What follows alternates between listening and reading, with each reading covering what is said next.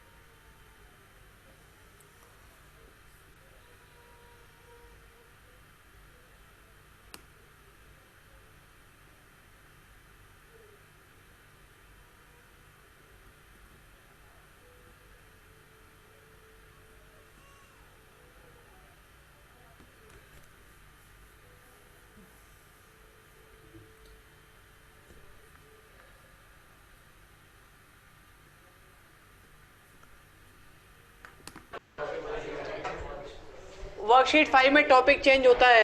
Varun, sound आ रही है video की?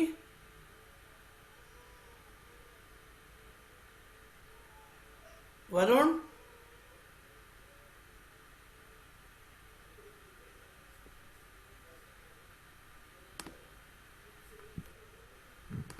और ये बन जाता है अब मल्टीप्लिकेशन। अवनी साउंड आ रही है बेटा? Yes, sir. वीडियो की भी? Yes, sir. Okay good.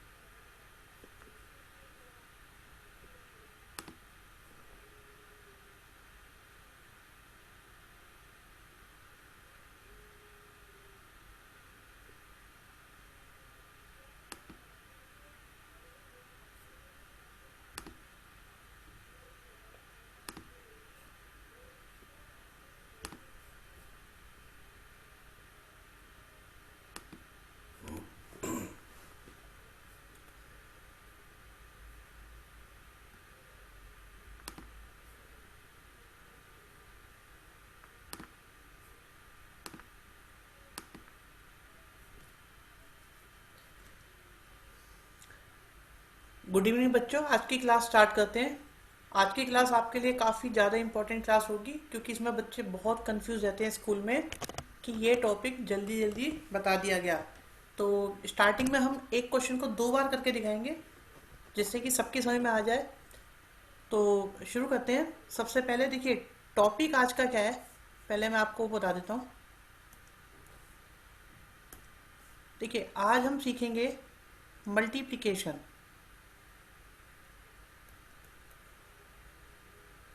और मल्टीप्लिकेशन भी किसकी सीखेंगे? मैट्रिसेस की। तो हमारे पास एक मैट्रिक्स होगा और हमारे पास दूसरा मैट्रिक्स होगा, और हम ये देखेंगे कि मैट्रिक्स की मल्टीप्लाई कब कब पॉसिबल है। सबसे पहले आपको ये सीखना है कि कब कब पॉसिबल है, और उसके बाद ये देखेंगे कि अगर पॉसिबल है। एक सेकंड होल्ड करिए बेटा, 8:30 बजे लॉगिन करना होता है, मीटिंग लॉक हो गई। चलो मैं एक बार ओपन कर देता हूँ, ठीक है? Okay okay.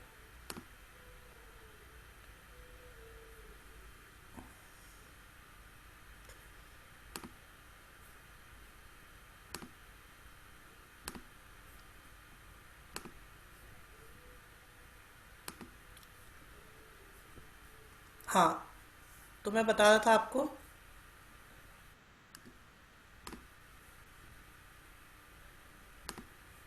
सबसे पहली चीज़ क्या है, आज का जो टॉपिक है हमारा वो है मैट्रिसेस की मल्टीप्लाई। तो हमारे पास एक मैट्रिक्स होगा, हमारे पास दूसरा मैट्रिक्स होगा, दोनों के कुछ ऑर्डर होंगे। पहले का ऑर्डर कुछ होगा, दूसरे का ऑर्डर कुछ और होगा, ठीक है? जरूरी नहीं है, जरूरी नहीं है कि वो आपका, जरूरी नहीं है कि आपका जो मैट्रिक्स है वो दोनों के ऑर्डर सेम हो। ओके।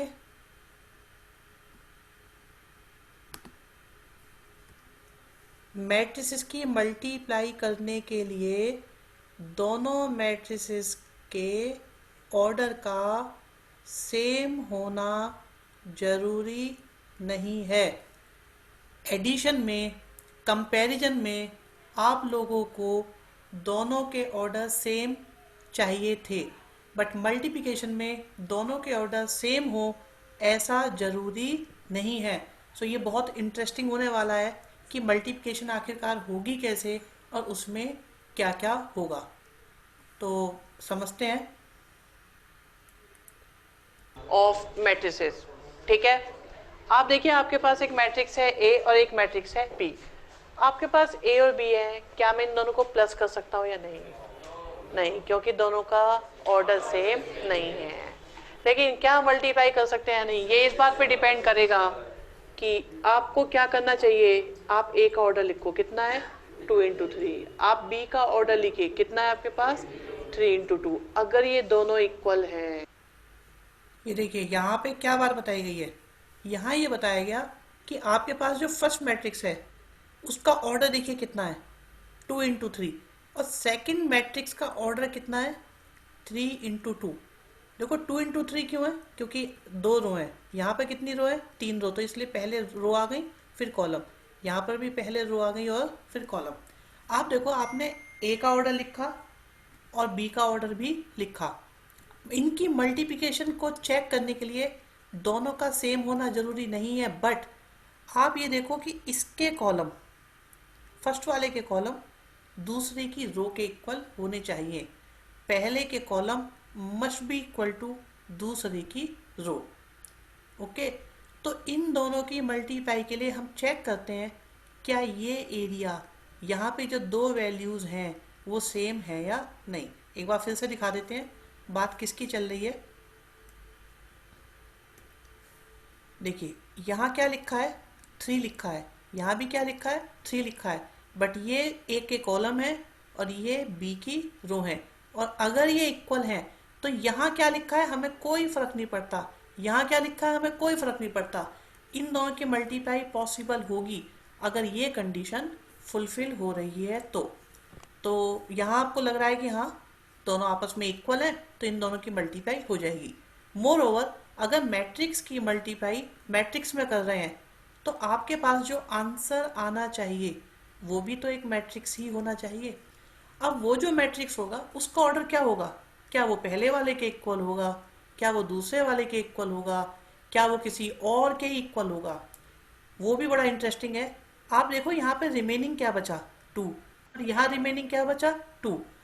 तो जो जो रिमेनिंग होता है वो आपका फाइनल ऑर्डर होगा रिजल्ट वाले मैट्रिक्स का। मैं एक बार फिर बता देता हूँ, कन्फ्यूजन बहुत हो सकता है इसमें। आपके पास एक मैट्रिक्स ए है जिसका ऑर्डर 2 इंटू 3 है, आपके पास एक मैट्रिक्स बी है जिसका ऑर्डर आपके पास 3 इंटू 2 है। तो पहले तो ये चेक करेंगे कि क्या पहले वाले के कॉलम दूसरे वाले की रो के इक्वल हैं। अगर यस, तो इनकी मल्टीप्लाई हो सकती है, और इनकी मल्टीप्लाई होने के बाद जो आपके पास मैट्रिक्स आएगा उसका फाइनल आंसर होगा 2/2। एक बार फिर भी इसे समझ लेते हैं, देख लेते हैं बात क्या हो रही है इसमें। ओके, अगर ये दोनों इक्वल, ज्यादा सोचने की जरूरत नहीं है, कोई ये याद नहीं करेगा रो कॉलम कॉलम रो, जरा सी गड़बड़ होगी एग्जाम में सब बिगड़ जाएगा। डिजाइन बनाओ। अगर ये इक्वल है तो मैट्रिक्स मल्टीप्लिकेशन होगा, लेकिन मैट्रिक्स की मल्टीप्लाई करने पे आंसर 2 इंटू 3 आएगा या 3 इंटू 2 आएगा, जो बचा वो आएगा। अर्थात सिर्फ 4 एलिमेंट्स आने वाले हैं, 1 1 1 2 2 1 2 2। सही में आई बात नहीं आई।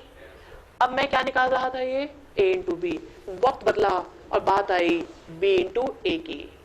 आप देखिए b का ऑर्डर कितना है, 3 इंटू 2, a का ऑर्डर कितना है, 2 इंटू 3। क्या इन दोनों की मल्टीप्लाई हो सकती है?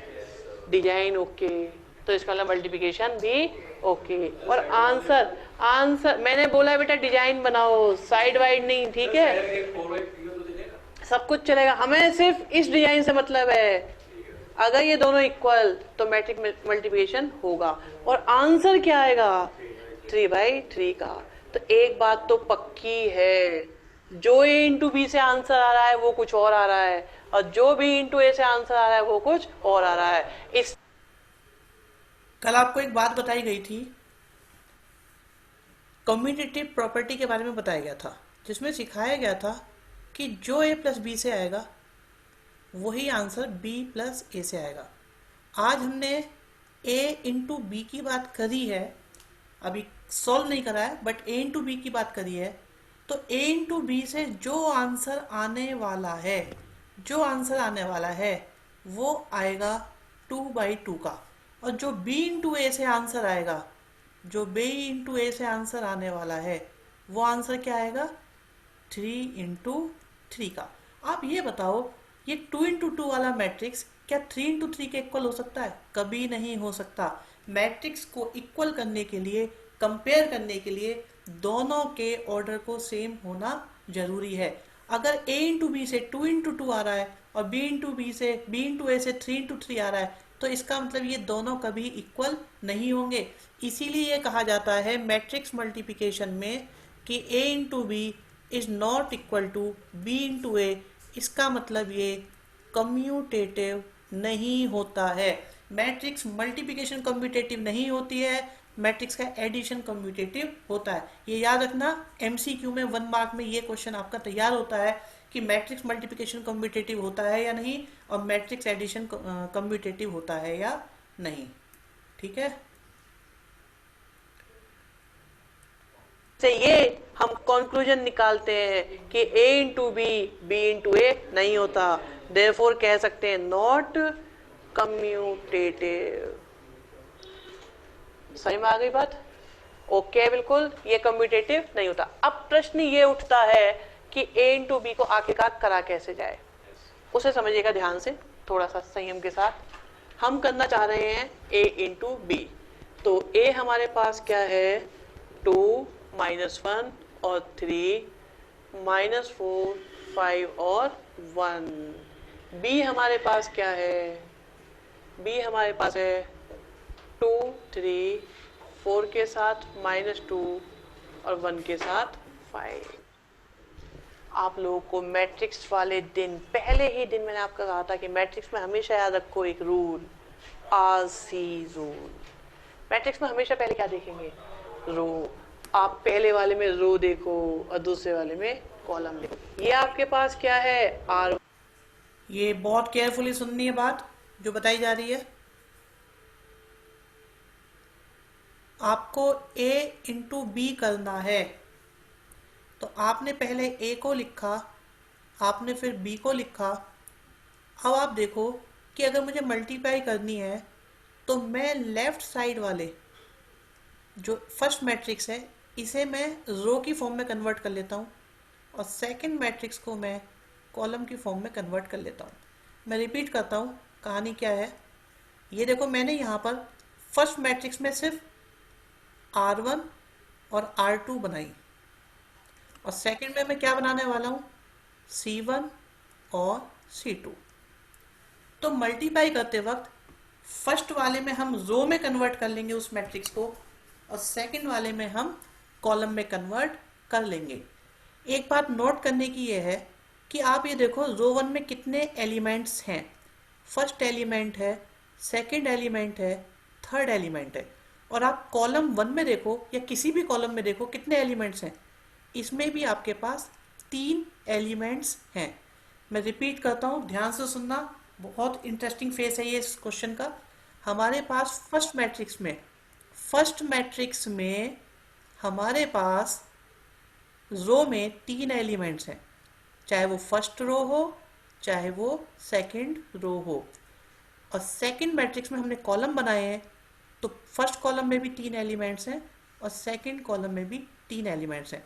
जितने रो में एलिमेंट्स हैं उतने ही कॉलम में एलिमेंट्स हैं। ठीक है, इसका क्या यूज करते हैं वो आप देखिएगा।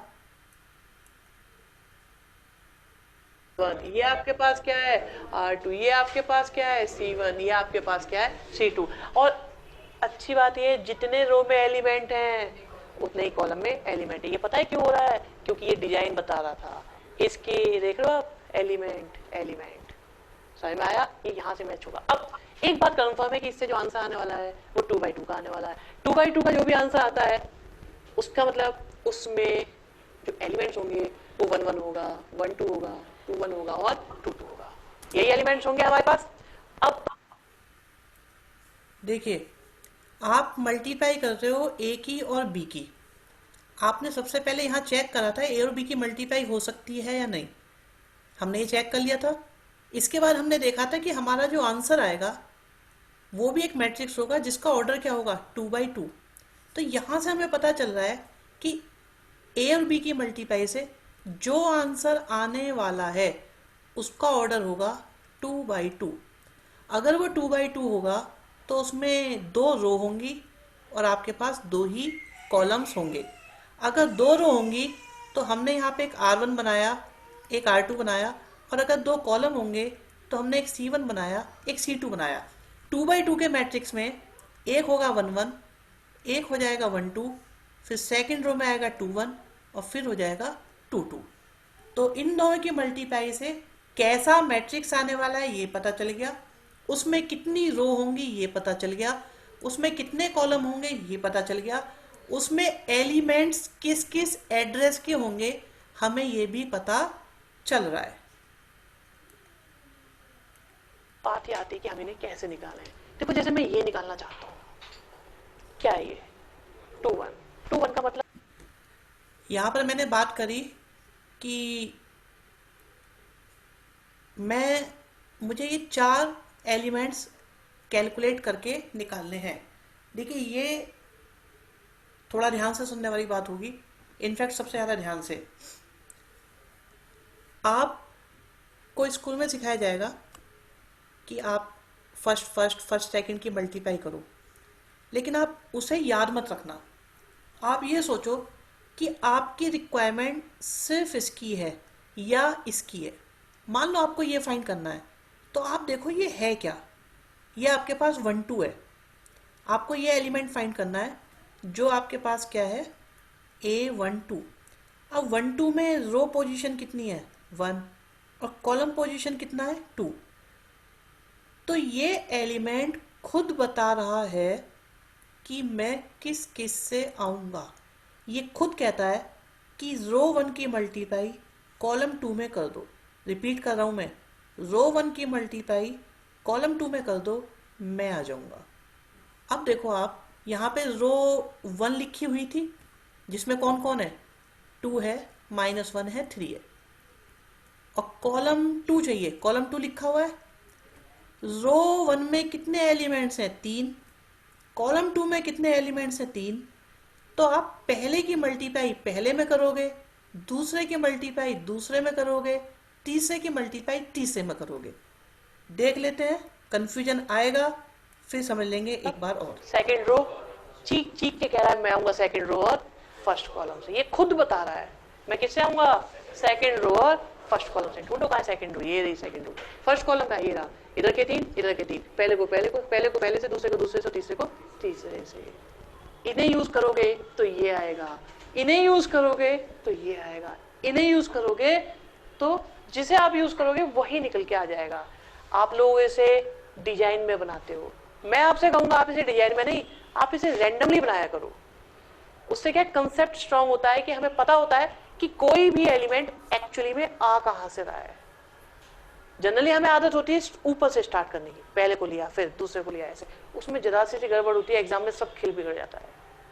आपको रैंडमली बनाने की आदत होनी चाहिए, आपको ये पता होना चाहिए कि एग्जैक्टली ये आएगा कहां से। मैं तो 2 1 को बनाना चाह रहा हूं और सेकंड रो फर्स्ट कॉलम 2 1, पहले को पहले में, दूसरे को दूसरे में और तीसरे को तीसरे में। सही में आया? कंफ्यूजन हो सकता है। आप देखो हमने ये निकाला है, ये कौन सा एलिमेंट था, ये था A21। मतलब सेकंड रो की मल्टीप्लाई फर्स्ट कॉलम में करेंगे। ये हमारी सेकंड रो है और ये हमारा फर्स्ट कॉलम है। ओके, यहाँ पे ये फर्स्ट है एलिमेंट, ये सेकंड है, ये थर्ड है। यहाँ पे ये फर्स्ट, ये सेकंड, ये थर्ड। तो फर्स्ट की फर्स्ट में करी, मतलब -4 की करी 2 में, कितना आया, -8। 5 की करी 4 में, कितना आया, 20। 1 की करी 1 में, तो आ गया हमारे पास 1। तो फर्स्ट की फर्स्ट में, सेकंड की सेकंड में, थर्ड की थर्ड में करने से हमारे पास 2 1 आया। रिपीट करता हूँ, सेकंड रो की मल्टीप्लाई कॉलम 1 में करी तो हमें A21 मिला। दोबारा से देखते हैं ये क्या है, 1 2 1 2 का मतलब फर्स्ट रो सेकंड कॉलम। खुद बताता है मैं कैसे आऊंगा, मैं आऊंगा फर्स्ट रो और सेकंड को, पहले को पहले में, दूसरे को दूसरे में, तीसरे को तीसरे में। तो कितना आया, 6 + 2 प्लस में 15। अब क्या चाहिए, किसी को भी निकाल लो, 1 1 चाहिए, फर्स्ट रो फर्स्ट कॉलम, पहले को पहले में, दूसरे को दूसरे में, तीसरे को तीसरे में। तो आ जाता है मेरे पास 4 - 4 प्लस में आ गया 3, और 2 2 निकालना है सेकंड रो और सेकंड कॉलम। तो कितना आ रहा है, -12 -10 और प्लस का 5। तो ये आपके पास आ गया 3 17, ठीक है, और 22, और ये हो गया -17। कुछ आइडिया लगा? अब एक काम और करते हैं, अब एक चीज और निकालते हैं, क्या, B × A। अब B × A निकालने के लिए हम लोग क्या करेंगे, पहले लिखेंगे B को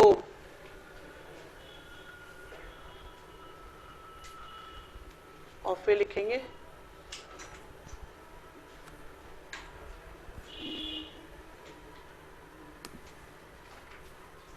ठीक। आपको रूल क्या बताया हुआ है, आर सी, इधर बनाओगे रो, इधर बनाओगे कॉलम, ये है R1, ये है R2, ये है R3, ये है C1, ये है C2 और ये C3। आप देखो इसका ऑर्डर कितना है, कितनी रो, 3 रो, कॉलम कितने, 2, यहाँ पर कितनी रो, 2 रो, कॉलम कितने, डिजाइन बन रहा है कि नहीं, डिजाइन बन रहा है। आंसर किस ऑर्डर का आएगा? देखिए, आपके कंसेप्ट को क्लियर करने के लिए हमने क्या सोचा, एक काम करते हैं, B into A B calculate कर ही लेते हैं। पूछा नहीं था बट निकाल लेते हैं, आगे हेल्प करेगा। तो हमने देखा कि भाई बी इंटू ए करने के लिए बी का ऑर्डर है 3 इंटू 2, ए का ऑर्डर है 2 इंटू 3। अब मल्टीप्लाई हो सकती है या नहीं, तो इसको चेक करा हमने, देखा कि क्या ये दोनों इक्वल हैं। यस, ये दोनों इक्वल हैं। और रिमेनिंग क्या बचा, 3 इंटू 3। तो हाँ, मल्टीप्लाई भी हो सकती है और जो आंसर आएगा वो 3 इंटू 3 का आएगा। ठीक है, उसके लिए तैयारी स्टार्ट कर दी हमने। हमें पता है कि आंसर 3 इंटू 3 का आने वाला है। अब 3 इंटू 3 का जो आंसर आएगा उसमें A11 होगा, A12 होगा, A13 होगा, A21 होगा, A22 होगा, A23 होगा, A31 होगा, A32 होगा और A33 होगा। और हमने पहले ही बताया था कि पहले बी लिखा है तो फर्स्ट वाले में रो बना लेते हैं, सेकंड वाले में कॉलम। फिर से देखो, रो में 2 एलिमेंट्स, कॉलम में भी 2 एलिमेंट्स, तो जितने रो में होंगे हमेशा उतने ही कॉलम में आपको मिल जाएंगे। अब कैसे स्टार्ट होगा, 3/3 का आएगा, 3/3 लेते हैं, थोड़ी बड़ी वैल्यू बना लेते हैं, कोई जगह की कमी नहीं रहनी चाहिए। 3/3, 3/3 का मतलब 1 1 आएगा, 1 2 आएगा, 1 3 आएगा, 2 1 आएगा, 2 2 आएगा, 2 3 आएगा, 3 1 आएगा, 3 2 आएगा और 3 3 आएगा। ये निकालना है। मान लो क्या कह रहा है, मैं कैसे आऊंगा, सेकंड रो थर्ड कॉलम। और देखो जब 2 आ रहा है तो 2 2 दिखेंगे, जब 3 लिया था तो 3 3 दिख रहे थे। तो सेकंड रो और थर्ड कॉलम, पहले को पहले में, दूसरे को दूसरे में। 12 - 2 सही में आता है या नहीं आता? कंसेप्चुअल वे में सीखो चीजों को, रट के नहीं सीखनी। ठीक है, ये निकालना 3 1, third row first column, third row first column, तो 2 - 20, third row second column, third row second column, -1 + 25, second row second column, second row second column, -4 -10 है ना। और अब आ जाओ, चलो 1 1, first row first column, 4 - 12, first row second column, -2 + 15, first row third column, 6 + 3, second row first column, 8 + 8, in last 3 3, third row third column, 3 + 5।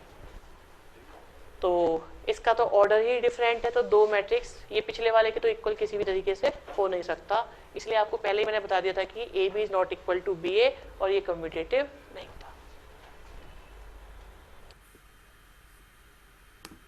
Worksheet number 5, matrix multiplication, ये addition से, ये वही क्वेश्चन है और मैं इसको नॉन स्टॉप बताऊंगा। ठीक है, और इसमें आपके बाद देखो, आपको खुद समझना है कि इसमें क्या हो रहा है। अगर स्क्रीन में कुछ प्रॉब्लम है तो ये देखो कि कहीं आपका नेट तो स्लो नहीं है, क्योंकि मोस्टली बच्चों की स्क्रीन बिल्कुल ओके आ रही है। और मैं इनके स्क्रीनशॉट, सॉल्यूशन के स्क्रीनशॉट आप लोगों को शेयर कर दूंगा ग्रुप पर, तो नोट करने की टेंशन नहीं है, सिर्फ समझने की टेंशन रखो। ओके, डिफरेंट होता है मल्टीप्लिकेशन। इसमें हम लोगों को ये सबसे पहले देखना होता है कि क्या A और B का मल्टीप्लिकेशन पॉसिबल है या नहीं। इसके लिए आप लोग क्या करें, तरीका समझिएगा, वैसे आप लोगों को आता होगा। आप देखिए A का ऑर्डर कितना है, 2 रो और 3 कॉलम, तो 2/3। B का ऑर्डर कितना है, 3/2। आप ये देखिए ध्यान से कि क्या ये दोनों इक्वल है। अगर ये इक्वल है तो मैट्रिक्स मल्टीप्लिकेशन हो पाएगा। यहाँ क्या है, यहाँ क्या है, हमें इस बात से कोई मतलब नहीं है।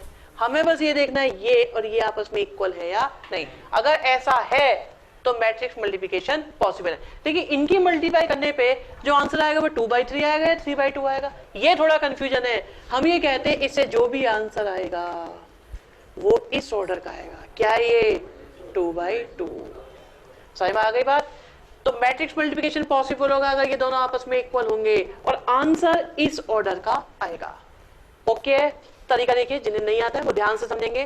पहले ए लिखा है तो ए लिखेंगे, हमने क्या करा 2 - 1 3 -4 5 के साथ 1, और बी हमने लिखा, बी है हमारे पास 2 3 4 के साथ -2 और 1 के साथ 5। ओके, आप लोगों को बहुत दिन पहले मैट्रिक्स की शुरुआत में ही बताया गया था कि हमें हमेशा मैट्रिक्स में आरसी रूल को फॉलो करना है। आरसी रूल का मतलब यह है कि यहां हम देखेंगे रो और यहां हम देखेंगे कॉलम। तो देखिए ये मेरे पास R1 है, ये मेरे पास R2 है, ये मेरे पास C1 है और ये मेरे पास C2 है। ठीक है, समझ में आ रहा है? R1 R2 और C1 C2। आप एक बार बताओ, इससे जो भी आंसर आने वाला है वो किस ऑर्डर का आने वाला है? 2/2 का। और 2/2 का जो भी आंसर आएगा इसका मतलब उसमें 1 1 एलिमेंट आएगा, 1 2 आएगा, 2 1 आएगा और 2 2 आएगा।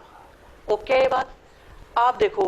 एक्चुअली मैट्रिक्स मल्टीप्लिकेशन को याद मत करना, मैट्रिक्स मल्टीप्लिकेशन की साइंस को समझना है कि एक्चुअल में वर्क कैसे करता है, इसका मैकेनिज्म क्या है वो समझिए। ये आने वाला है, ठीक है, ये कौन सा एलिमेंट है? Second row. ये चीख चीख के कह रहा है मैं आऊंगा सेकंड रो और फर्स्ट कॉलम से। सेकंड रो नजर आ रही है आपको?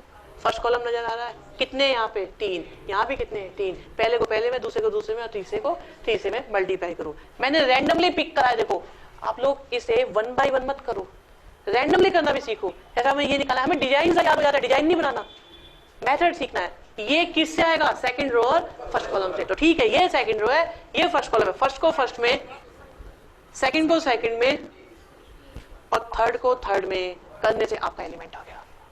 समझ में आया? अब बारी आती है, सपोज इसको सोचते हैं क्या था ये 1 1, मतलब मैं आऊंगा फर्स्ट रो और फर्स्ट कॉलम से। फर्स्ट रो फर्स्ट कॉलम, 3 यहाँ 3 यहाँ, पहला पहले में, दूसरा दूसरे में, तीसरा तीसरे में। तो ये आ गया मेरे पास 4 माइनस का 4 और फिर आ गया 3। फिर हमें चाहिए 1 2। 1 2 कह रहा है मैं आऊंगा फर्स्ट रो और सेकंड कॉलम से। First row second column, first को फर्स्ट में, ठीक है, सेकंड सेकंड में, थर्ड थर्ड में, और ये हमारे पास लास्ट है ये सेकंड रो और सेकंड कॉलम। तो यहाँ से आया माइनस का 12, ठीक है, माइनस का 10 और प्लस का 5। को सॉल्व करने पर क्या आ रहा है? सॉल्व करने पर आ रहा है हमारे पास 3, 15 to 17 6 23, और 21 में से 8 13, और ये हो गया 22 5 माइनस का 17। हमें बी को लिखना होगा। बी हमारे पास कितना? थर्ड कॉलम, कितने यहाँ 2, यहाँ कितने 2, पहले का ऑर्डर कितना? तो ये हमारे 5, थर्ड रो थर्ड कॉलम 3 के साथ 5 आ गया। आप खुद देख सकते हैं ये जो कुछ भी आ रहा है वो सी के इक्वल नहीं है। ओके, यहाँ तक सही आ गया? मैट्रिक्स मल्टीप्लिकेशन में कोई प्रॉब्लम? ठीक है, नेक्स्ट देखते हैं। क्वेश्चन नंबर 1 के बाद क्वेश्चन नंबर 2 की तरफ बढ़ते हुए, जिसमें लेंथी क्वेश्चन है, ठीक है, इसे होमवर्क में करना अपने आप। थर्ड क्वेश्चन देखिए। थर्ड क्वेश्चन में हमारे पास एक मैट्रिक्स दिया हुआ है जिसका ऑर्डर है m क्रॉस n, और ये कहते हैं B एक ऐसा मैट्रिक्स है, B एक ऐसा मैट्रिक्स है जिसका ऑर्डर नहीं पता, परंतु ये कहा गया कि A इंटू बी भी डिफाइन हो रहा है और B इंटू ए भी डिफाइन हो रहा है। देखिए नेक्स्ट क्वेश्चन में हमारे पास एक मैट्रिक्स दिया है जिसका ऑर्डर m क्रॉस n है, और हमें एक मैट्रिक्स B का ऑर्डर फाइंड करना है। मैट्रिक्स फाइंड नहीं करना, सिर्फ ऑर्डर फाइंड करना है, सच दैट कि a इंटू बी पॉसिबल है और b इंटू ए भी पॉसिबल है। तो आप देखो, अगर मेरे पास a होगा और b होगा, a का ऑर्डर है m और n, b का ऑर्डर मुझे पता नहीं, पर इतना तो पता है कि अगर इन दोनों की मल्टीप्लाई होगी तो ये दोनों इक्वल होने चाहिए, ये दोनों इक्वल होने चाहिए, इस बात का यूज़ करेंगे। सिमिलरली हम b इंटू ए में भी इसी बात का यूज़ करेंगे और देखते हैं क्या तो करें? हमने मान लिया इसका ऑर्डर है P इंटू क्यू। उन्होंने कहा कि A इंटू बी होगा। अगर A इंटू बी पॉसिबल है तो अब देखो A का ऑर्डर कितना Mn, B का ऑर्डर कितना P और Q। अगर ये पॉसिबल है तो ये दोनों कैसे होंगे, इक्वल होंगे। तो इससे P की वैल्यू कितनी आई, N आ गई। पहला आंसर आ गया, ठीक है, ये तो आ गया। अब उन्होंने कहा है B इंटू ए भी डिफाइन हो रहा है, इसका मतलब B और A से मल्टीप्लीकेशन पॉसिबल है। B का ऑर्डर है हमारे पास PQ, A का ऑर्डर है हमारे पास Mn, क्योंकि ये पॉसिबल है इसलिए M की Q की वैल्यू कितनी आ गई, M आ गई। इसलिए B का ऑर्डर कितना बन गया, P क्रॉस Q मतलब N क्रॉस M। समझ में आ गया। नेक्स्ट देखते हैं क्वेश्चन नंबर 4। कहते हैं A और B, बहुत बढ़िया, A और B दो मैट्रिसेस हैं जिनसे A इंटू बी पॉसिबल है, B इंटू ए पॉसिबल है, A प्लस बी पॉसिबल है, B प्लस ए पॉसिबल है। बताओ A और B के, बताओ A और B के क्या ऑर्डर पॉसिबल हैं। ठीक है, अब आप सोचो कि मैं A का कुछ भी ऑर्डर मानूं, ठीक है, हम A का कुछ भी ऑर्डर मानते हैं, ठीक है, तो उसमें एक बात कंफर्म है, इनको प्लस करना है। प्लस करने के लिए दोनों का ऑर्डर कैसा होना चाहिए, सेम होना चाहिए। ठीक है, हम सपोज फिर थोड़ा प्रॉब्लम बनाने के लिए मैंने क्या करा, 2 इंटू 3 ले लिया। क्या इनको प्लस कर सकते हैं या नहीं, क्यों भी प्लस बोला है, प्लस कर सकते हैं या नहीं, उन्होंने प्लस की बात भी बोली है। अच्छा, क्या मैं A प्लस बी कर सकता हूं या नहीं, क्या मैं B प्लस ए कर सकता हूं या नहीं, क्या मैं A इंटू बी कर सकता हूं या नहीं, नहीं। इसलिए अब मुझे ध्यान देना पड़ेगा कि भाई आपको इनका ऑर्डर सेम भी रखना है, साथ में ऐसा भी रखना है जिससे इनकी मल्टीप्लाई हो पाए। फिर मैं सोचा एक काम करो, 3 मत करो, 2 कर लो। अब देखो क्या इनको प्लस करना पॉसिबल है, क्या इनको B प्लस ए पॉसिबल है, क्या A इंटू बी पॉसिबल है, क्या B इंटू ए पॉसिबल होगा। इसका मतलब जितनी रो उतने कॉलम चाहिए, और यहां से कंक्लूजन निकल के आया कि A और B हमारे होने चाहिए स्क्वायर मैट्रिक्स, मैट्रिसेस। समझ में आई बात, सब डिफाइन तभी हो पाएंगे।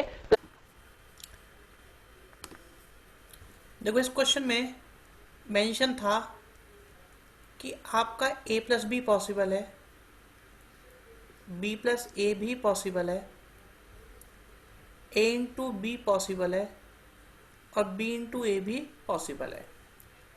अब ऑर्डर तो पता नहीं था, तो हमने क्या करा, एग्जाम्पल से पहले आपको समझाया है जैसे कि इजी रहे। हम क्या कर सकते थे, हम ऐसे भी सोच सकते हैं कि अगर मेरे पास सपोज A है और मेरे पास सपोज B है, अगर मैं इसका ऑर्डर लेता हूँ M इंटू N, तो प्लस करने के लिए सेम होना चाहिए, तो ये भी M इंटू N होना चाहिए। और अगर बात की जाए A इंटू बी की,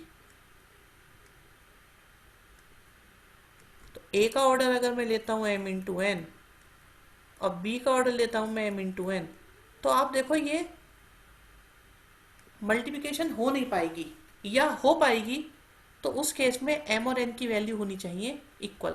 और अगर M और N इक्वल हो गए तो ये N ना होके ये भी M हो जाएगा और ये भी M हो जाएगा, मतलब जितनी रो उतने कॉलम। अगर जितनी रो उतने कॉलम है तो दोनों मैट्रिसेस आपके कैसे होने चाहिए, स्क्वायर मैट्रिक्स होने चाहिए। स्क्वायर मैट्रिसेस होने पर आपका A प्लस बी भी होगा, B प्लस ए भी होगा, A इंटू बी भी होगा और B इंटू ए भी हो जाएगा। प्लस और मल्टीप्लाई भी जब वो हमारे स्क्वायर मैट्रिसेस होंगे। क्वेश्चन नंबर 5 में ये कहते हैं, हाँ जी कुछ भी नहीं, कम्यूटेटिव एंड एसोसिएटिव, ठीक है, कम्यूटेटिव एंड एसोसिएटिव ये दोनों डिफरेंट हैं, ये दोनों डिफरेंट प्रॉपर्टी हैं, तो इनको कंबाइन फॉर्म में कुछ नहीं कहते। ऐसा एक चीज आएगी फर्स्ट चैप्टर में, जब हम किसी फंक्शन को बोलेंगे ये 1 1 भी है, ये ऑन टू भी है, तो उनके लिए एक नाम रखा गया है, उसे हम बाइजेक्टिव बोलेंगे, लेकिन ये लंबी कहानी है, जब आएगी तब बताएंगे। ठीक है, इन दोनों के लिए कोई कंबाइन नेम ये सच नहीं है, कम्यूटेटिव अलग, एसोसिएटिव अलग, सेपरेट सेपरेट। हमारे पास एक मैट्रिक्स है एक्स, जिसमें कहते हैं ए प्लस बी तो रो है और ए प्लस 2 कॉलम है। वाई भी हमारे पास एक मैट्रिक्स है जिसका ऑर्डर दिया हुआ है बी प्लस 1 रो है और ए प्लस 3 कॉलम है। कहते हैं x इंटू वाई भी एग्जिस्ट करता है। एग्जिस्ट तो तभी करता होगा जब हो सकता होगा, इसका मतलब x इंटू वाई पॉसिबल है। फिर कहते हैं वाई एक्स भी एग्जिस्ट करता है, इसका मतलब y इंटू एक्स भी पॉसिबल है। तो x इंटू वाई करें तो देखो x इंटू वाई के लिए हम जानते हैं कि a plus B, A plus 2, B plus 1 और ए प्लस 3, ये दोनों कैसे होने चाहिए? इक्वल। तो यहां से बात निकल के आई a प्लस 2 किसके इक्वल? b प्लस 1 के। फिर उन्होंने कहा y इंटू एक्स भी एग्जिस्ट करता है, तो y हमारे पास है b प्लस 1 और a प्लस 3। फिर x की बात आई तो a प्लस b और a प्लस 2। आप देखो अगर इनकी मल्टीप्लाई करनी तो इन दोनों को भी इक्वल होना पड़ेगा। तो वहां से आया हमारे पास a प्लस 3 किसके इक्वल? a प्लस बी के। ये तो बढ़िया काम हो गया। क्यों? b की वैल्यू आ गई 3, और अगर मैं b की वैल्यू 3 रख दूं तो a की वैल्यू कितनी आ गई? 2। तो a भी आ गया और b भी आ गया, और समझ में भी आ गया होगा। कोई दिक्कत तो नहीं है? ठीक है, और तो कुछ नहीं, काफी है। क्वेश्चन नंबर 5 का क्वेश्चन नंबर 3 है। इसमें एक मैट्रिक्स दिया हुआ है जिसका ऑर्डर है, बी का ऑर्डर डिफाइन करना है। एक काम करें, इसके ऑर्डर को मान, तो ए का ऑर्डर क्या है हमारे पास? क्वेश्चन नंबर 6 में हमारे पास एक मैट्रिक्स गिवन है ए, बी और सी। हमें प्रूव करना है a into B equal to minus B into A and also equal to minus का सी। तो स्टार्ट करते हैं सबसे पहले हम a इंटू बी से। तो हमारे पास a है जो है i 0 0 माइनस आई, और b हमारे पास है 0 माइनस 1 1 और 0। हम जानते हैं कि मल्टीप्लाई करेंगे तो इस तरीके से होगा, फर्स्ट रो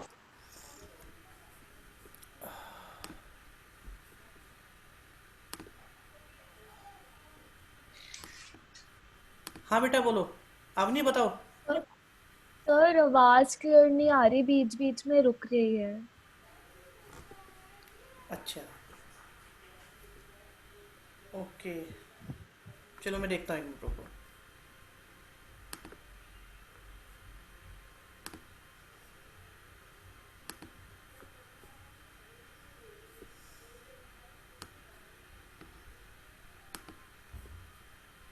क्वेश्चन नंबर 6 में हमारे पास एक मैट्रिक्स गिवन है ए, बी और सी। हमें प्रूव करना है a into B equal to minus B into A and also equal to minus का सी। तो स्टार्ट करते हैं सबसे पहले हम a इंटू बी से। तो हमारे पास a है जो है i 0 0 माइनस आई, और b हमारे पास है 0 माइनस 1 1 और 0। हम जानते हैं इनकी मल्टीप्लाई करेंगे तो इस तरीके से होगा, first row first column, first row second column, second row first column, second row second column. तो फर्स्ट रो फर्स्ट कॉलम करेंगे तो first row first column, first को फर्स्ट में, सेकंड को सेकंड में, फर्स्ट रो सेकंड कॉलम। तो कितना बन गया? Minus iota plus 0। Second row first column 0 minus iota, ठीक है। Second row first column, second row second column, फिर से आ गया 0। तो आप देख सकते हैं कितना आ गया। ये मल्टीप्लिकेशन समझ में भी आ रही है? देखो मुझे क्या करना था, यहाँ पर हमने क्या किया है, a इंटू बी किया है। तो पहले a को लिख लिया है, b को लिख लिया, फर्स्ट में रो सेकंड में कॉलम। तो फर्स्ट रो की फर्स्ट कॉलम में मल्टीप्लाई करे तो हमें ये मिल गया, फर्स्ट रो की सेकंड में मल्टीप्लाई करी तो ये मिल गया। चेक करो, i को 0 में करा, 0 को 1 में करा, दोनों से 0 आया था। i को माइनस 1 में करा और 0 को 0 में करा, 0 को 0 में करा, i को माइनस 1 में करा, 0 को माइनस 1 में करा, माइनस i को 0 में करा, तो यहाँ पे ऐसा आ गया। तो वही मल्टीप्लाई हो रही है जो पहले आपको सिखाई थी।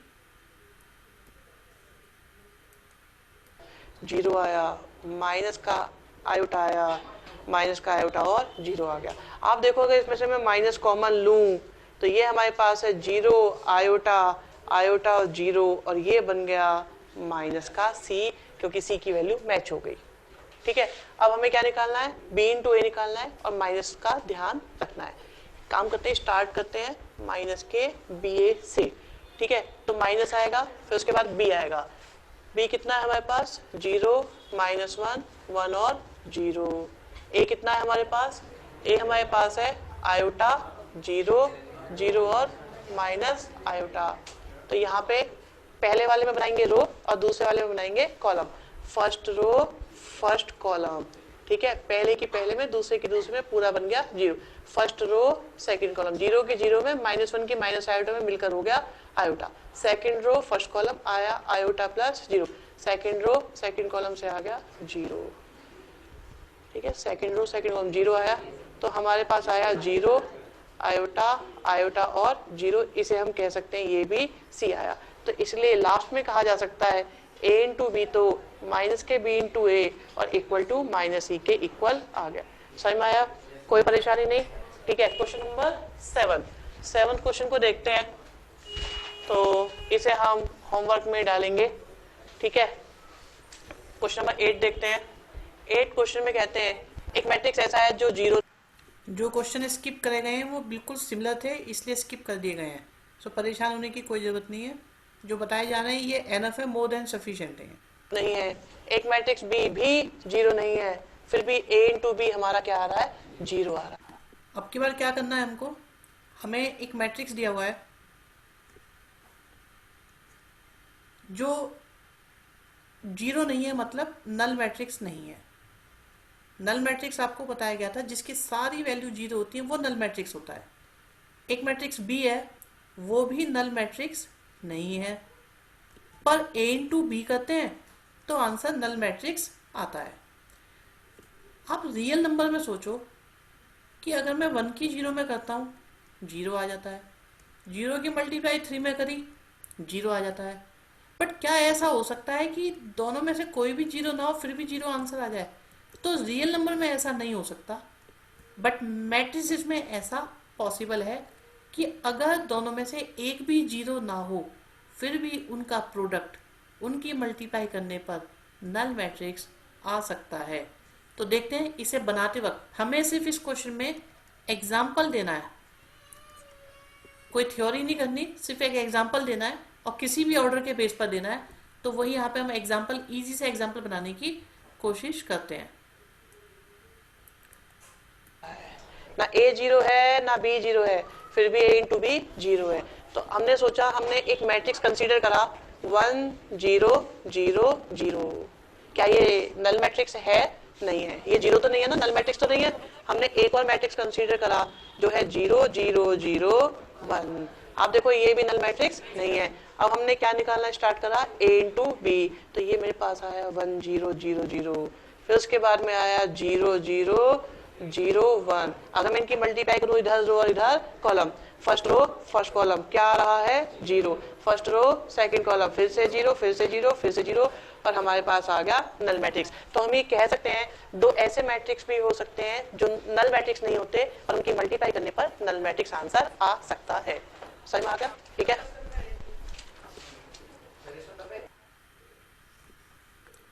इसमें आपको b इंटू ए भी निकलवाया जा सकता है, तो वहाँ ये भी कह सकते हैं कि a भी 0 नहीं है, b भी 0 नहीं है, और ए बी और बी ए दोनों ही 0 आ रहे हैं। आप इसमें निकालेंगे तब भी वो भी 0 ही आएगा।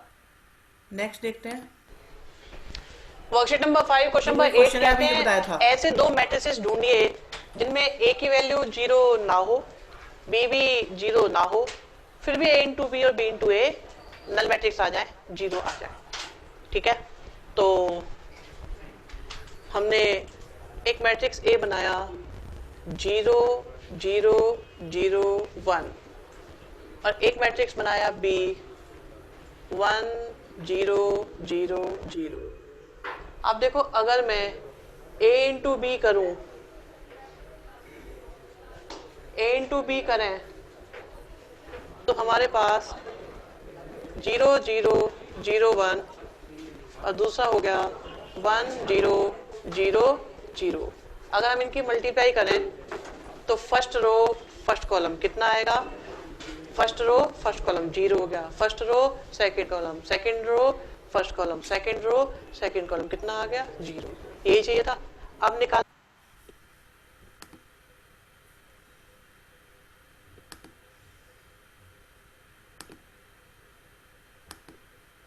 हाँ चिराग। सर पता कैसे चलेगा कि कौन सा हमें यही मैट्रिक्स लेना है, जीरो वाला वन वाला? अच्छा, देखो आपको एक क्वेश्चन पूछता हूँ मैं सबसे। आप ऐसे दो नंबर बताओ जिनकी मल्टीप्लाई पे जीरो आता हो। आंसर बताओ आप। सर जीरो इंटू कोई भी नंबर। बस वही काम हमने करा है। तो इसमें कोई स्पेसिफिक आंसर नहीं है, इसमें इनफाइनाइट आंसर हो सकते हैं। तो हमने छोटी मैट्रिक्स ली है 2 by 2 की, और उसमें आसान सी वैल्यू ले ली है जिससे कि हमारा बोर्ड में टाइम कम से कम लगे और हमारा काम हो जाए। और कोई रीजन नहीं था, आप इसमें अलग अलग एग्जाम्पल भी ले सकते हो। ठीक है, समझ में आई बात? Okay sir. ओके बेटा। Yes sir.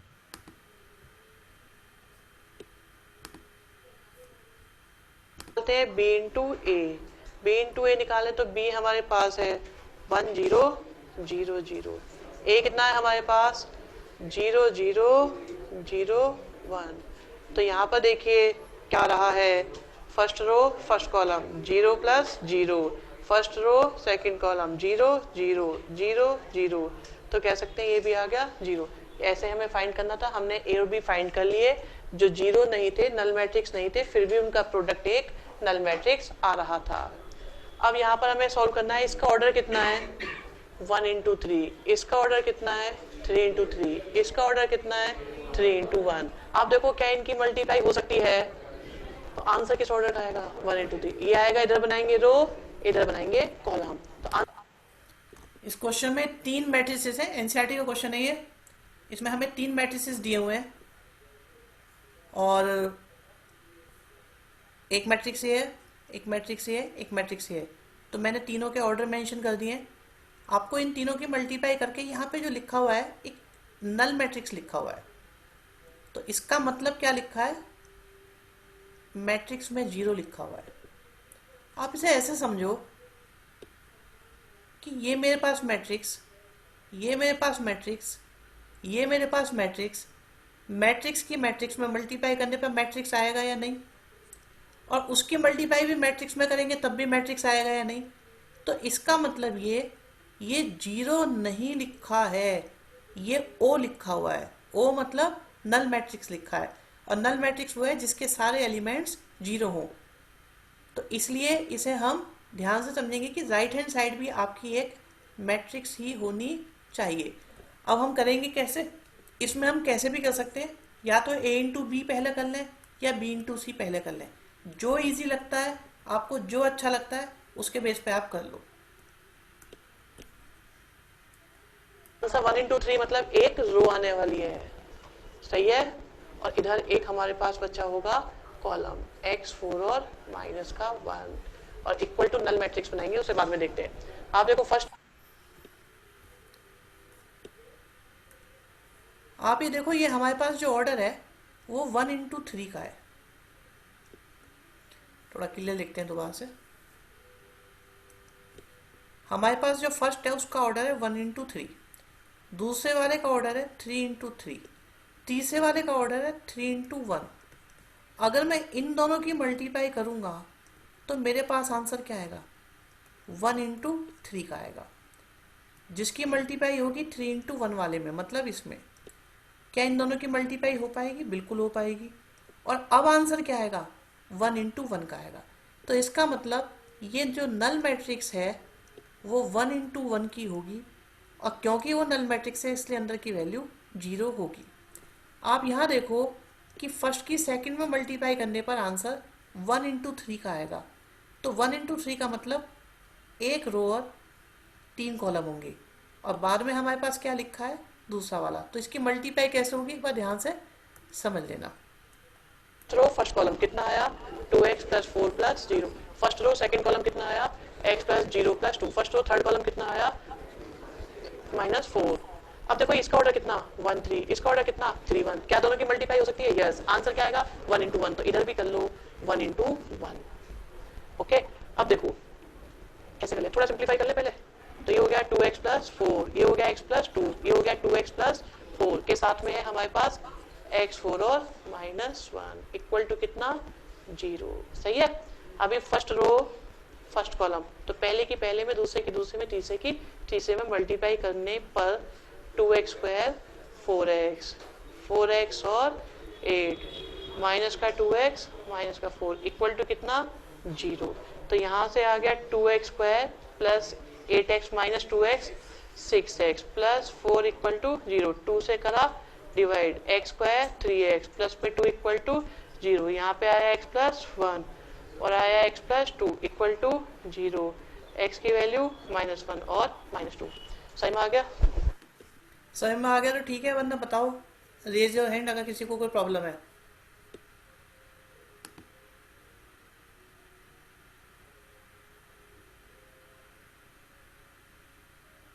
I think okay है, किसी को कोई प्रॉब्लम नहीं है। नेक्स्ट देखते हैं।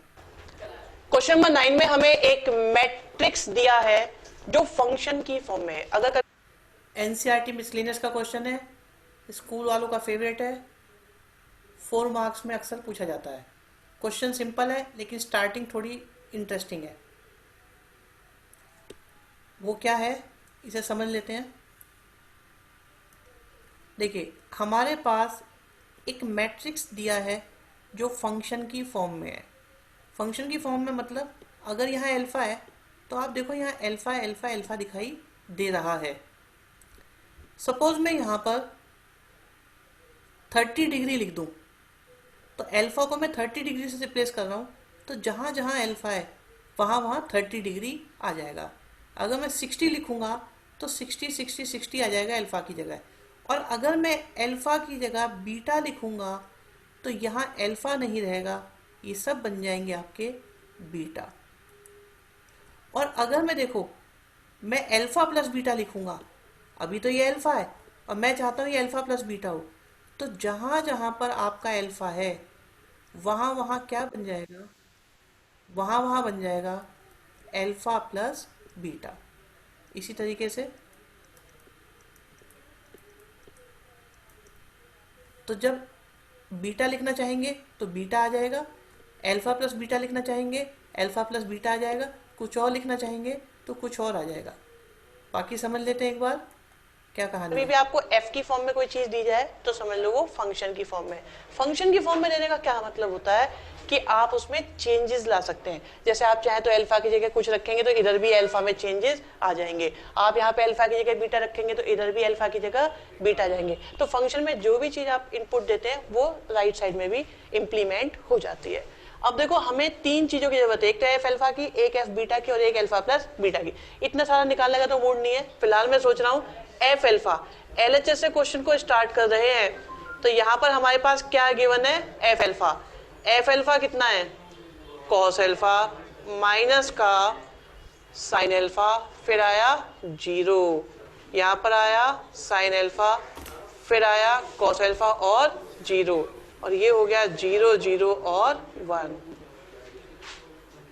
अब किसकी जरूरत है, एफ बीटा की। आप देख रहे हो अल्फा की जगह क्या लिखा हुआ है, बीटा, तो आप भी अल्फा की जगह लिख दोगे बीटा, तो बन गया कॉस बीटा माइनस का साइन बीटा 0, फिर आया साइन बीटा और कॉस बीटा 0 और 0 0 1।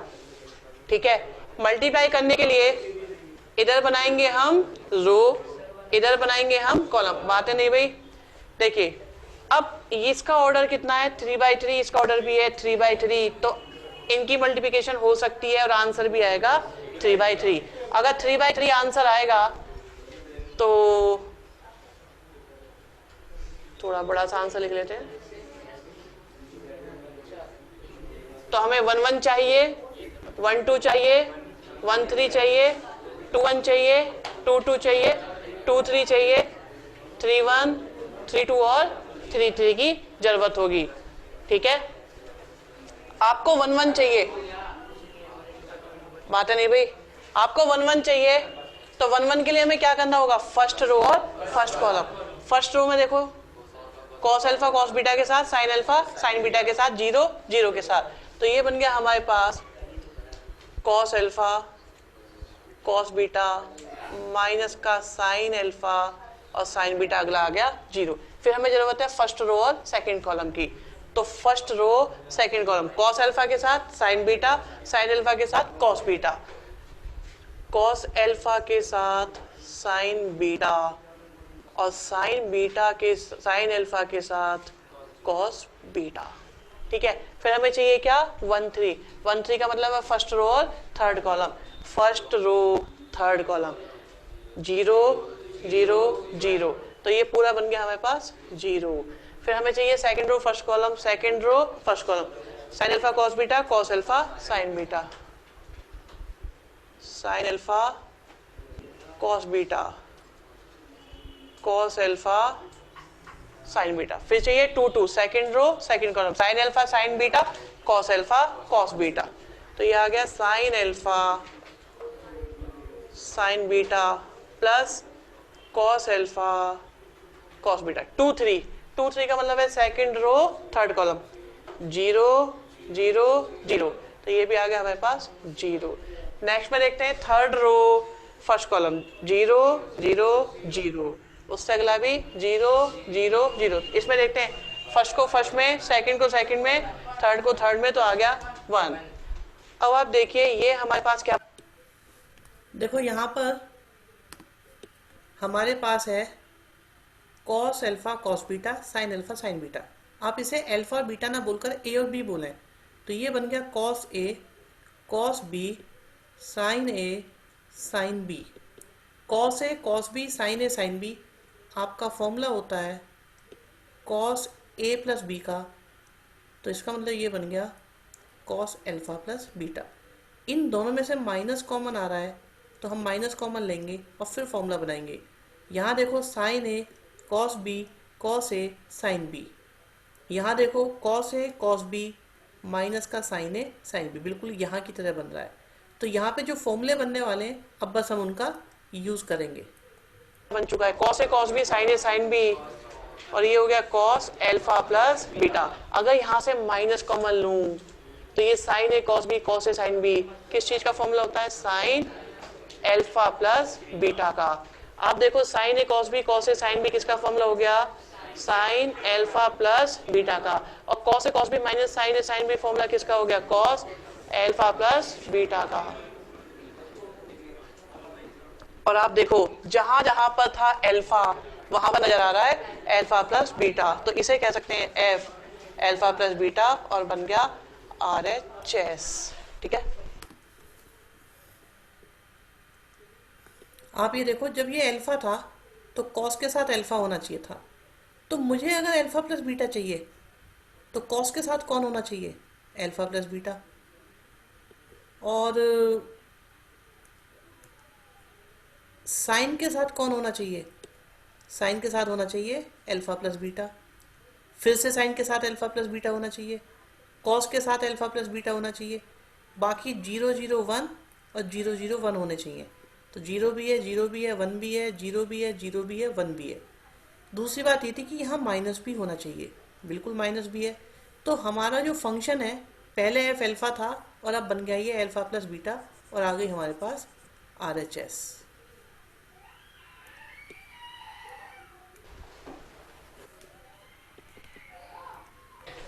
क्वेश्चन नंबर 11 में हमारे पास तीन, क्वेश्चन नंबर 13 में ये क्वेश्चन मुझसे पूछा था किसी बच्चे ने डाउट में, आई थिंक आयशा ने पूछा था, तो इसको मैं यहाँ पे एक मेथड से करा रहा हूँ, इसका दूसरा मेथड भी है उसे हम बाद में बताएंगे। अभी आज के बेस पर जो कराया जा सकता है वो बताएंगे। इसमें करना क्या है, आप देखो हमारे पास एक मैट्रिक्स है, एक और मैट्रिक्स है, और ये रिजल्टेंट है। इसका ऑर्डर है, रो देखो कितनी है 3, कॉलम कितने हैं 2। तो अगर मैं देखूं मेरे पास 3 × 2 का कोई मैट्रिक्स है, इसके साथ मल्टीप्लाई होनी है ए की, और इससे जो रिजल्ट आ रहा है वो आ रहा है 3 × 3 का। अगर मुझे मल्टीप्लाई करनी है तो डेफिनेटली यहाँ पर 2 ही होना चाहिए, क्योंकि जब तक ये दोनों इक्वल होंगे नहीं तब तक मल्टीप्लाई होगी नहीं। और मुझे आंसर क्या चाहिए 3 × 3 का, तो यहाँ वाला 3 तो आ गया, अब मुझे यहाँ पर 3 चाहिए। तो इस तरीके से मैंने ए का ऑर्डर फाइंड कर लिया, जो ए का ऑर्डर कितना होना चाहिए, 2 × 3 होना चाहिए। 2 × 3 का मतलब हो गया कि मेरे पास 2 रो और 3 कॉलम होंगे।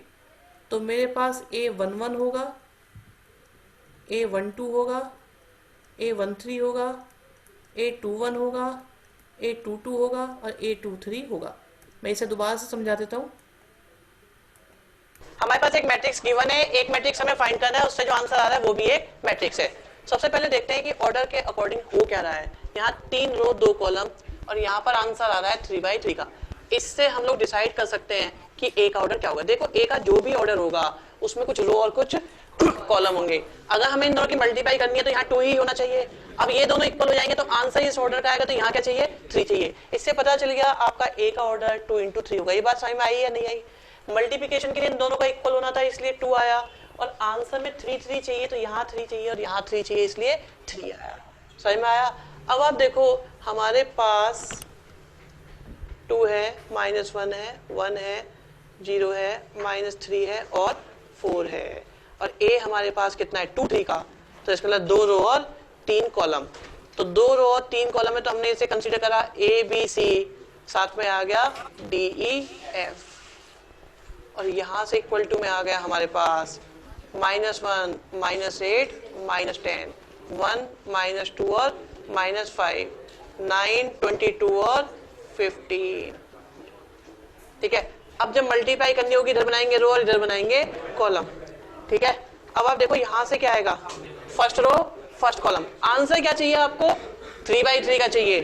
तो आपको 1 1 चाहिए, 1 2 चाहिए, 1 3 चाहिए, 2 1 चाहिए, 2 2 चाहिए, 2 3 चाहिए, 3 1 चाहिए, 3 2 चाहिए और 3 3 चाहिए।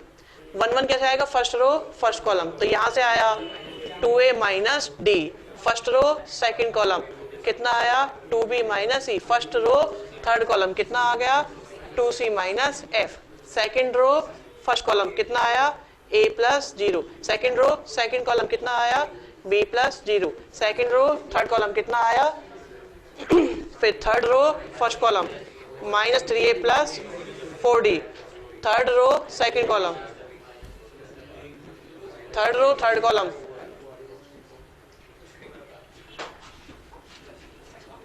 -1 -8 और -10, 1 -2 और -5, 9 22 और 15। अब अगर हम कंपेयर करें तो A की वैल्यू कितनी आ रही है, 1, B की वैल्यू कितनी आ रही है और C की वैल्यू आ रही है -5। आप देखो 2A - D, तो A की जगह क्या कर सकते हैं हम, 1, तो यहां से आ गया 2 - D = -1, तो D की वैल्यू आ गई 3। आप देखो B की वैल्यू कितनी है, -2, तो ये हो गया -4 -E = -8 और E की वैल्यू आ गई 4। इन लास्ट C की वैल्यू कितनी आई है, -5 तो -5 2 जा कितने हो गए, -10 -F = कितना, -10, तो F की वैल्यू कितनी आ गई, 0 आ गई। ABCDEF सारी वैल्यू निकाल दी तो हमारा मैट्रिक्स रेडी हो गया। देखिए ये जो क्वेश्चन था इसके अंदर हमारे पास एक 0 था, जिसकी वजह से इस 0 की वजह से कैलकुलेशन इजी हो गई। अगर आपके पास 0 नहीं होगा तो ये क्वेश्चन इस मेथड से नहीं हो पाएगा। उसके लिए हमारे पास इन्वर्स का मेथड यूज करना पड़ेगा, जो लेटर ऑन इसके अंदर आएगा, वो भी काफी इंपॉर्टेंट क्वेश्चन है।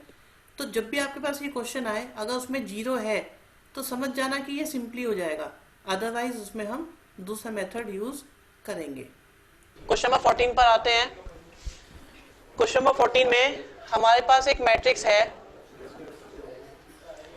4 -1 -4, 3 0 और -4। ठीक है, और हमें क्या निकालना है, A² को I के इक्वल प्रूव करना है।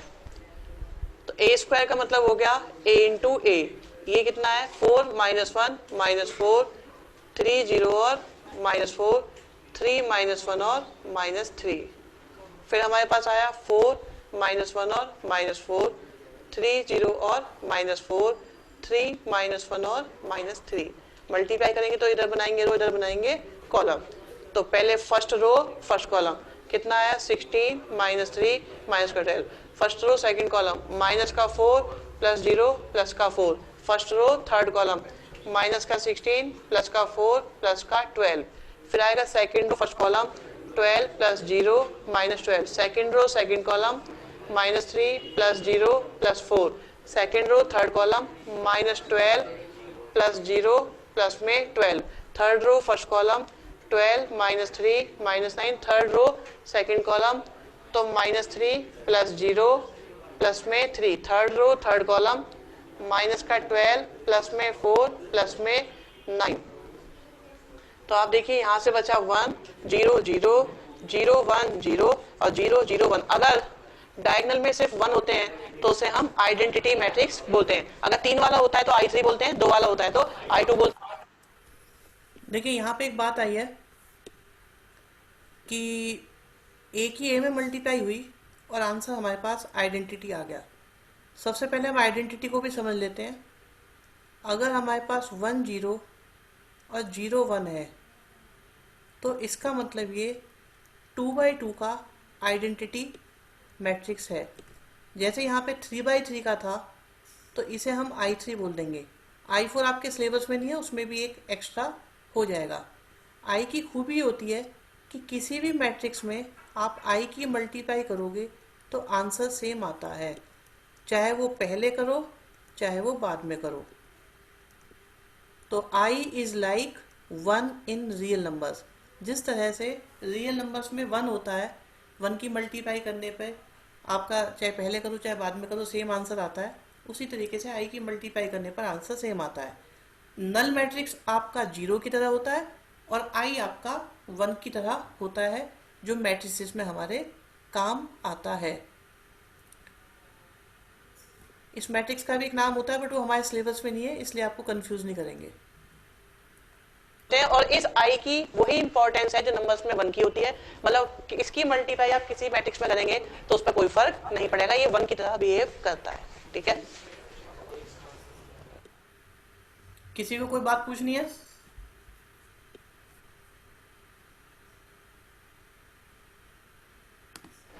क्वेश्चन नंबर 15, एक शॉपकीपर जो है होलसेलर, पिछले 2 साल से ये क्वेश्चन 2 मार्क्स में आ रहा है, इसके जैसा ये नहीं आया एग्जैक्टली। प्री बोर्ड में भी आता है, बोर्ड में भी आता है। ये वर्ड प्रॉब्लम है मैट्रिक्स मल्टीप्लिकेशन के एप्लीकेशन पर।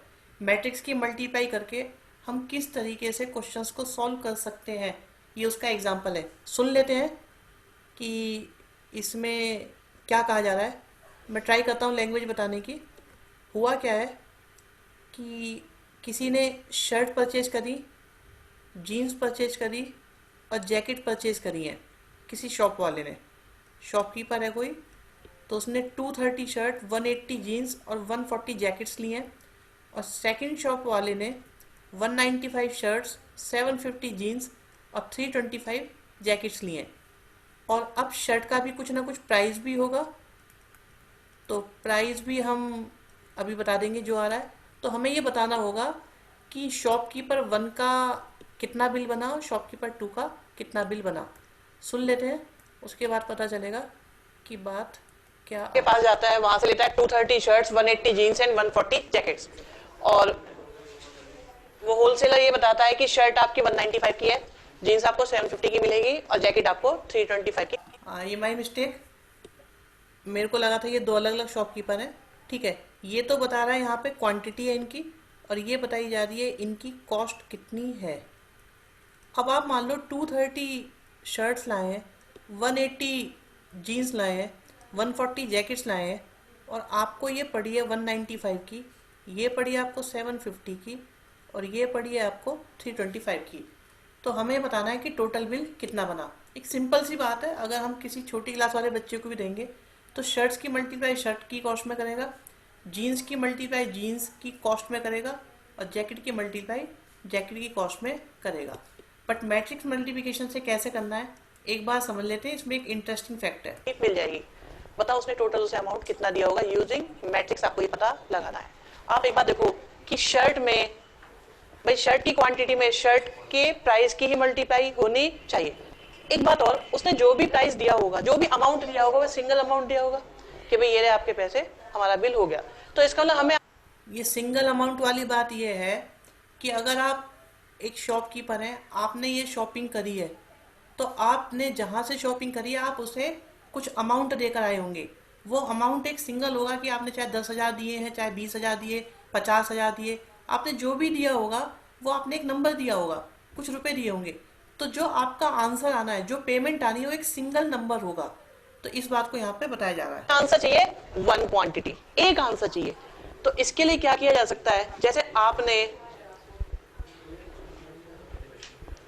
230, 180 और 140 लिखा, ये क्या है, क्वांटिटी है, किसकी, शर्ट्स की, जीन्स की और जैकेट्स की, ठीक है। अब आप देखो इसका ऑर्डर कितना है, 1:3। तो मुझे मल्टीप्लिकेशन के लिए दूसरी मैट्रिक्स को 3:1 का ही बनाना पड़ेगा। दूसरा इस बात का ध्यान रखिएगा, शर्ट में मल्टीप्लाई शर्ट के अमाउंट की हो, तो पहले यहाँ शर्ट है तो अमाउंट कितना आएगा शर्ट का, फिर जीन्स है तो जीन्स का, और फिर जैकेट है तो जैकेट का। अब इनकी मल्टीप्लाई हो सकती है या नहीं, यस। आंसर कितना आएगा 1:1, तो इधर रो और इधर कॉलम। तो आप इसमें एक एक्सपेरिमेंट और कर सकते हैं जिससे कि आपको याद ना करना पड़े। आपको एक बात पता है कि आप के पास में 3 क्वांटिटी है और 3 क्वांटिटी है। तो ये आपने लिया 1:3, ये हमने लिया 3:1। अब चाहो तो आप प्राइस पहले लिख सकते हो और क्वांटिटी बाद में, चाहो तो क्वांटिटी पहले लिख सकते हो, प्राइस बाद में। बस ध्यान ये रखना ऑर्डर सेम रहे। जो बात मैंने अभी बोली थी कि शर्ट की मल्टीप्लाई शर्ट के अमाउंट में, जीन्स की मल्टीप्लाई जीन्स के अमाउंट में और जैकेट की मल्टीप्लाई जैकेट के अमाउंट में हो।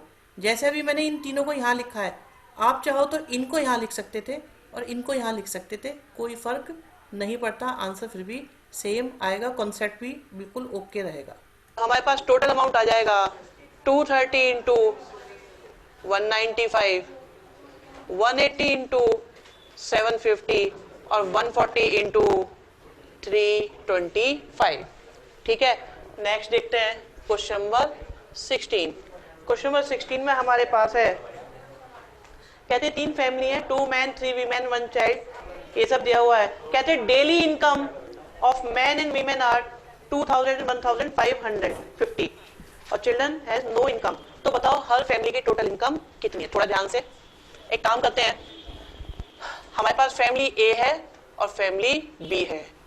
फैमिली ए में मैन, वीमेन एंड किड्स, तो यहाँ पर 2 3 1 2 1 3।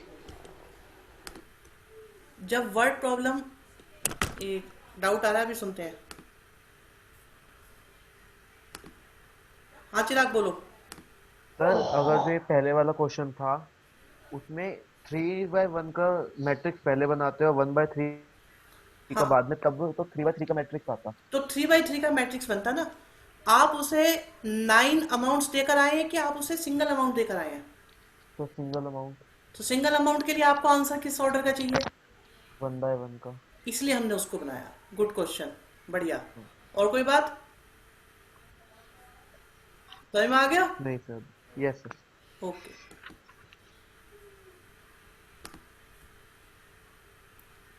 हाँ, मैं ये बता रहा था कि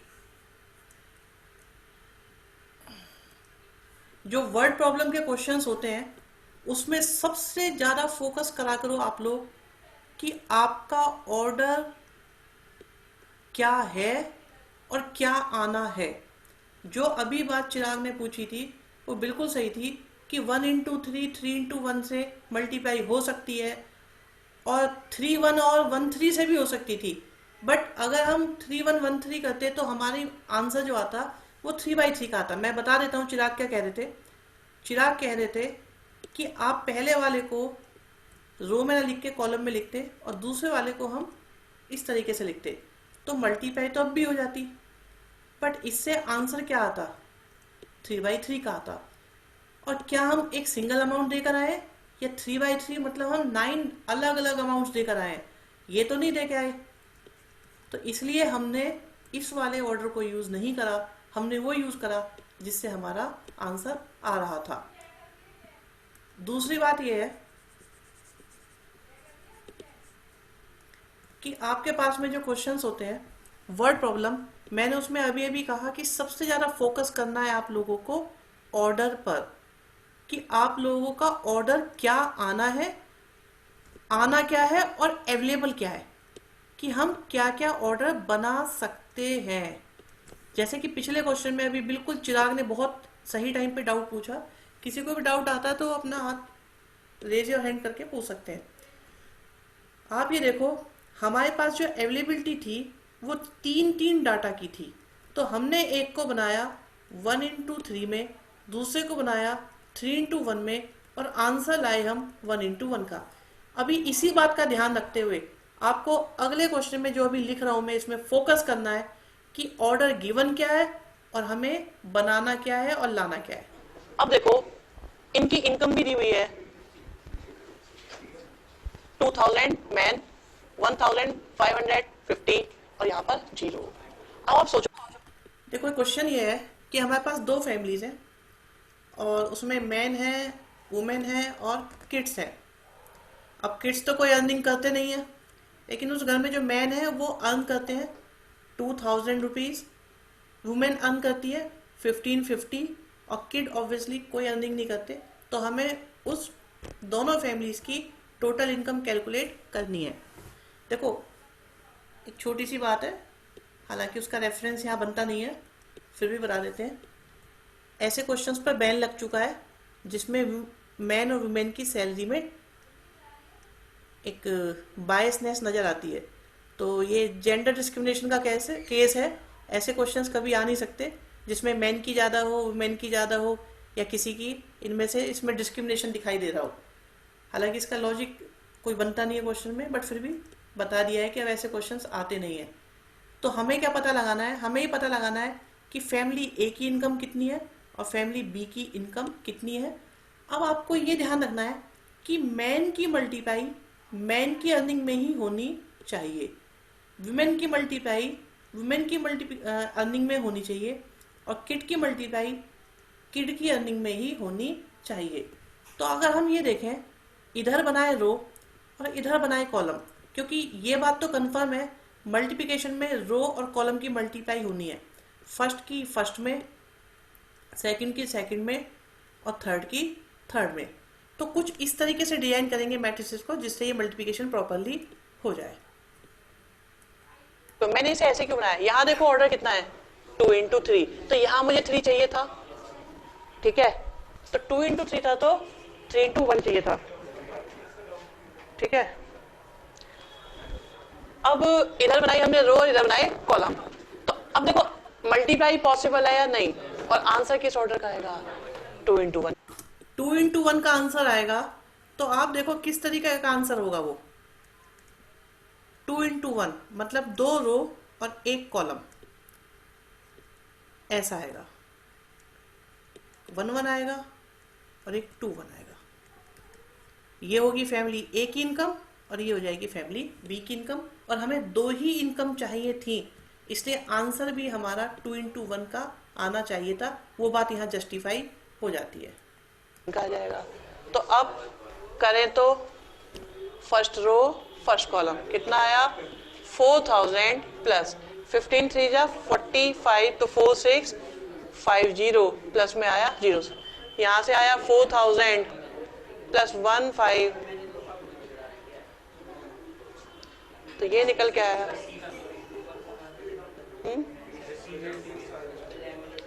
ये फैमिली सी भी है।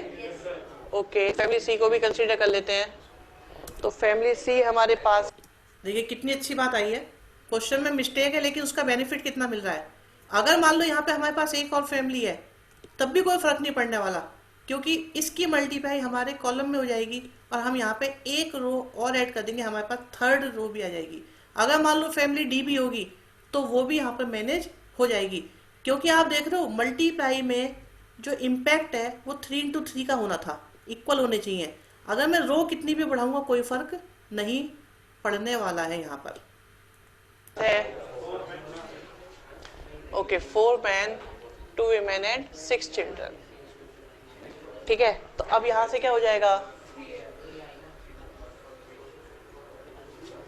तो 8000 प्लस 3100 प्लस 0, तो ऐड कर लेते हैं। तो 865055501110 ये आ गई फैमिली ए की इनकम, बी की और सी की। समझ में आ गया? Worksheet number 6। देखिए अब नया कॉन्सेप्ट है तो इसे कल करेंगे। उम्मीद है समझ में आ गया होगा। स्क्रीनशॉट आपको ग्रुप पे शेयर हो जाएंगे।